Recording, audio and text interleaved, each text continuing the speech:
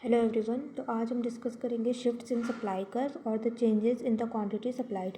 जो भी supply curve में शिफ्ट्स होते हैं, जैसे कि डिमांड कर्व में होता था कि इंक्रीज़ होता था, डिक्रीज़ होता था, एक्सटेंशन और कॉन्ट्रैक्शन, उसी तरह से सप्लाई कर्व में भी होता है, इंक्रीज़ होता है, डिक्रीज़, एक्सटेंशन और कॉन्ट्रैक्शन की जब वो बढ़ता है सप्लाई कर्व या घटता है किसी भी फैक्टर के चेंजेस होने से। तो पहले है इंक्रीज़ और डिक्रीज़। तो उसमें क्या होता है कि change in factors other than price. जब भी अदर फैक्टर्स की वजह से, जैसे कि प्राइस के अलावा, प्राइस कांस्टेंट रहेगा दोनों में, इंक्रीज़ में भी और डिक्रीज़ में भी, मगर जो अदर फैक्टर्स हैं, चाहे वो कॉस्ट ऑफ प्रोडक्शन हुआ या टेक्नोलॉजी हुआ, वो सब अगर बढ़ेंगे या घटेंगे तो सप्लाई कर्व या तो इंक्रीज़ होगा या तो डिक्रीज़ होगा, मगर इस सब में इंक्रीज़ और डिक्रीज़ दोनों में प्राइस जो है कांस्टेंट रहना चाहिए। और फिर उसके बाद होता है एक्सटेंशन और कॉन्ट्रैक्शन।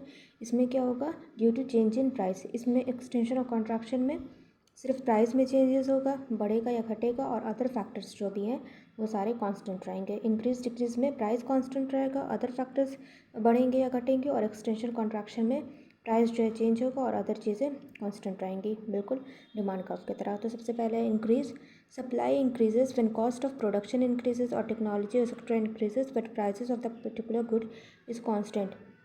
वही बात है कि इंक्रीज़ हो रहा है तो इंक्रीज़ में सप्लाई कर्व इंक्रीज़ ही होगा। व्हेन कॉस्ट ऑफ प्रोडक्शन, चाहे कॉस्ट ऑफ प्रोडक्शन जो लग रहा है, जो फैक्टर्स ऑफ प्रोडक्शन है, जैसे कि लैंड है, लेबर है और वो इन कैपिटल है, ये सब अगर मतलब इन सब को प्रोडक्शन के लिए ज़्यादा लग रहे हैं, अगर कॉस्ट ज़्यादा हो रहा है तो इसलिए सप्लाई भी बढ़ाना पड़ता है, क्योंकि जितना मतलब प्रोड्यूस करने में जितना ज़्यादा पैसा लग रहा है तो इसलिए सप्लाई भी बढ़ाना पड़ेगा ना, ताकि ज़्यादा, जब सप्लाई ज़्यादा बढ़ेगी तो मार्केट में ज़्यादा चीज़ें बिकेंगी और उसके बाद प्रॉफिट हो उनका। और फिर टेक्नोलॉजी जो है, जब टेक्नोलॉजी ज़्यादा लगेगी, टेक्नोलॉजी में ज़्यादा मशीनरी यूज़ होंगी या फिर और चीज़ें यूज़ होगी, उस तरह से जब मशीन से बनेगा, मतलब लेबर कम यूज़ होंगे, मशीनरी ज़्यादा यूज़ होगी, तो भी सप्लाई बढ़ेगा क्योंकि ज़्यादा प्रोडक्ट बन जाएंगे मशीन की वजह से। तो जब भी जो है कॉस्ट ऑफ प्रोडक्शन है या टेक्नोलॉजी, ये सब बढ़ेगी तब जो है सप्लाई बढ़ते हैं। मगर इसमें जो है प्राइस जो है, जो भी चीज़ प्रोड्यूस हो रहा है उसकी प्राइस जो है वो कांस्टेंट रहनी चाहिए। तो यहाँ पे वाई एक्सिस पे प्राइस है, एक्स एक्सिस पे क्वांटिटी सप्लाइड है, और यहाँ पे जो है पहले जो कर्व था एसएस था वन वाला जो है, उसके बाद से जैसे ही जो है टेक्नोलॉजी या कॉस्ट ऑफ प्रोडक्शन ये सब जो है बढ़ा, इंक्रीज़ हुआ, कॉस्ट ऑफ प्रोडक्शन और ज़्यादा लगने लगा, टेक्नोलॉजी और बढ़ने लगी, मशीनरी यूज़ होने लगी, उसी तरह से जितनी भी क्वांटिटी है ये सप्लाइड वो बढ़ जाएगी, Q1 से Q2 हो गई। ये जो है प्राइस जो है कांस्टेंट है P पे, और जो सप्लाई जो है पहले Q1 था जब एसएस कर्व था सप्लाई कर, उसके बाद से जैसे ये सारी चीज़ें कॉस्ट ऑफ प्रोडक्शन टेक्नोलॉजी बढ़ा तो क्वांटिटी सप्लाइड भी बढ़ गई Q1 से Q2।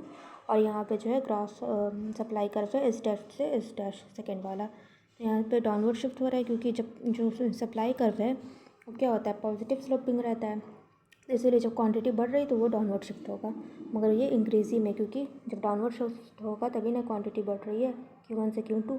और डिमांड का उसका ऐसा रहता है, डाउनवर्ड स्लोपिंग रहता है, इसलिए जब उसमें इंक्रीज़ होता है, इंक्रीमेंट होता है तो वो अपवर्ड शिफ्ट होता है, ठीक है।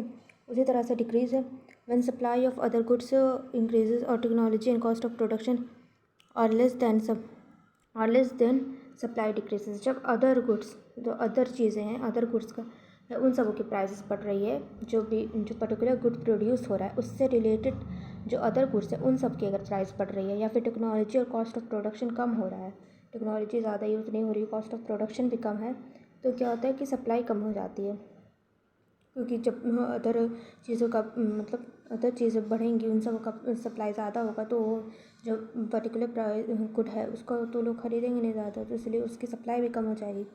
इसी तरह से चाहे वो सब्स्टिट्यूट्स हो, उसका एक तरह से एग्जांपल हो सकता है उसका कोई सब्स्टिट्यूट, कि जैसे कि टी ज़्यादा लोग प्रेफर कर रहे हैं तो कॉफ़ी अगर उस टाइम डिमांड नहीं हो रहा है तो उसकी सप्लाई भी कम हो जाएगी। उसी तरह से डिक्रीज़ वाले का है ये कर्व, वाई एक्सिस पे प्राइस है और एक्स एक्सिस पे क्वांटिटी सप्लाइड है। पहले जो है कि कैसा था, एसएस था, जो एसएस है वन वाला वो था सप्लाई कर्व।